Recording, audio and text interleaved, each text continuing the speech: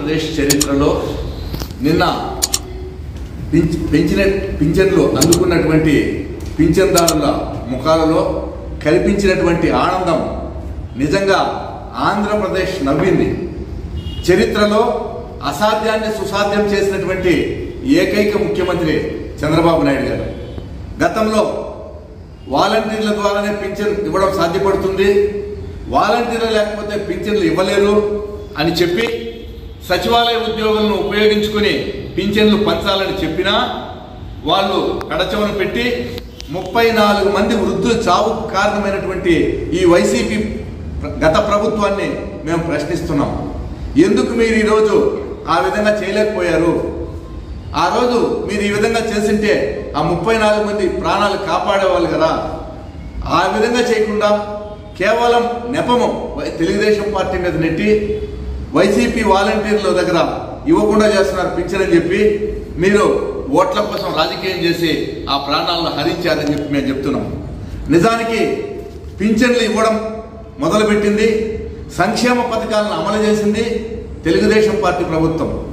మొట్టమొదట అనంతపురం జిల్లాలో ఎన్టీ రామారావు గారు తన జైత్రయాత్ర కొనసాగించే క్రమంలో ఒక మాని కింద ఆగి ఉన్న వృద్ధులను చూసి నిలిపి మాట్లాడినప్పుడు వాళ్ళు ఏం చెప్పారంటే, మాకు బిడ్డలున్నా కూడా మమ్మల్ని పట్టించుకోలేదు, మా పోషణ భారంగా మారింది, మా బతుకు దుర్భరమైంది అని చెప్పినప్పుడు వెంటనే స్పందించిన ఎన్టీ రామారావు గారు అప్పుడు సంక్షేమ పథకం ఈ పింఛన్లు ఇచ్చే కార్యక్రమాన్ని మొదలుపెట్టి 30 రూపాయలతో ఆనాడు పింఛన్లు ఇచ్చే కార్యక్రమాన్ని ఎన్టీ రామారావు గారు ప్రవేశపెట్టారు.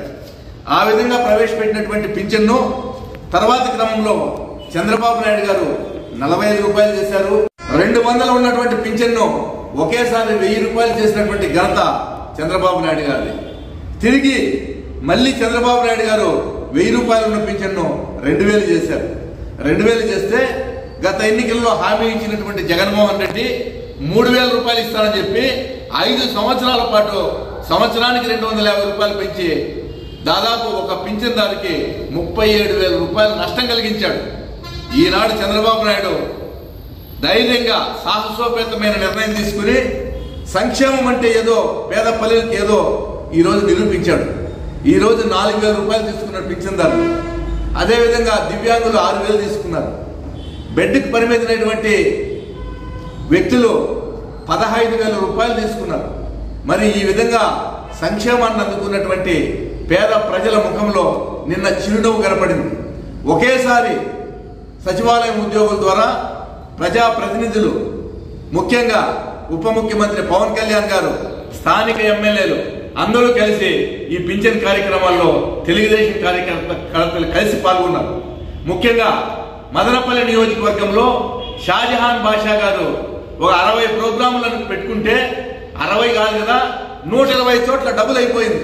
ప్రతి చోట ప్రతి పల్లెలోన ఆపి మదనపల్లి నియోజకవర్గంలో ఇట్లా మదనపల్లి టౌన్లో మొదలుపెట్టి మదనపల్లి రూరల్ మండలం, ఇట్లా రామసముద్రం, నిమ్మనపల్లి మండలాల్లో అనేక పంచాయతీల్లో పెట్టుకున్న కార్యక్రమాల్లోనే కాకుండా అదనంగా ప్రతి చోట చురుకుగా పాల్గొని పింఛన్లు ఇచ్చినటువంటి పరిస్థితి.